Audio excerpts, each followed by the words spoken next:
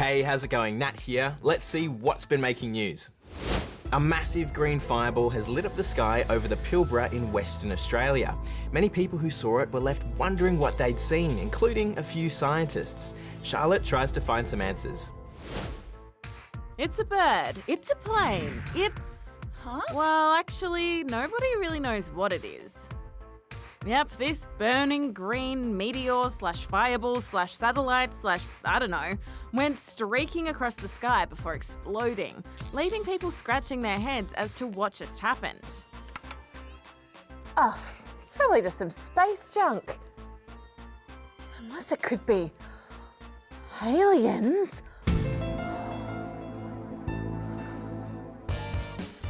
So to get some answers, I spoke to Ellie, who's kind of an expert at this sort of stuff. So, Ellie, what do you reckon it was? Quite hard to tell. When you say it's something that's going really slow and really bright and quite a long time in our atmosphere, we as scientists usually think it's space junk. But those usually they have a nice trail of all the bits falling off of it and it gets quite sparkly. And so when we saw this video, we actually thought maybe this is a space rock. So it's coming through our atmosphere and burning up as it comes through. So probably not an alien then?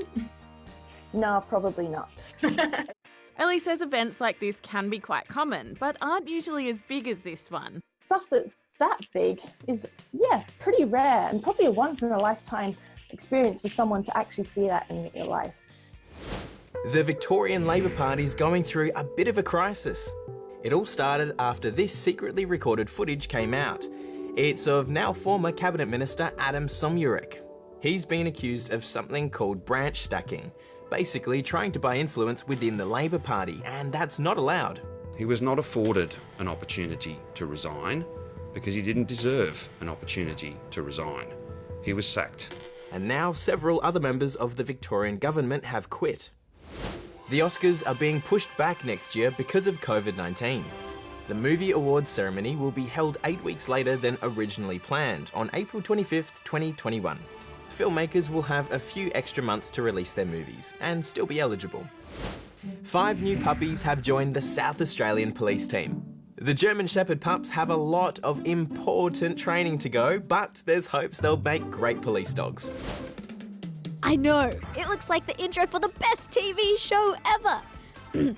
But this is serious business. These are police dogs in training from the PDP, the Puppy Development Program, which is a very strict and regimented program designed to assess and make sure that the dogs are going to be capable of performing the rigours of police work in their future careers. Some pooches become sniffer dogs, others will help search and track people.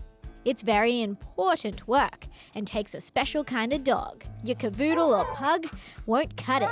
All police dogs have to have a good nose, be driven, and have the ability to stay calm and comfortable in all sorts of environments. All sorts of traits that ultimately are the foundation pieces that go on to make a successful police dog. At the moment, they're doing tracking and searching exercises, training in obedience, and forming a strong bond with their dog operation handler. And if all goes well, within 12 months they'll be on the streets doing their wonderful work. One thing they don't need to train for is being adorable. Inventing a gadget that helps you social distance, thinking dragons live in caves, or doing yoga to strengthen your mind. It's time for Big Brain Things. This company in Germany has invented a little gadget that tells you when other people get a little too close. It's rather fittingly called the distancer, and it works by detecting the distance between two people wearing them, like this. Of course, you need more than one, and preferably a lot more than one for the distancer to work. Kinda like socks. You can never have enough socks, and one just won't do. Many, many years ago, locals who lived near this cave in Slovenia used to think that these little creatures were baby dragons. Officially, they're called ohms, and they live in caves. They can survive up to 8 years without food and have a lifespan of up to 100 years. Okay, maybe they are dragons. And finally, more than 200 police officers in Bangladesh are taking on yoga to strengthen their minds? Oh, I could do with a backstretch like that right now. That's all the news for now, but we'll see you again tomorrow. In the meantime, why don't you hit subscribe to stay up to date on all of the future news videos we make? You know you want to.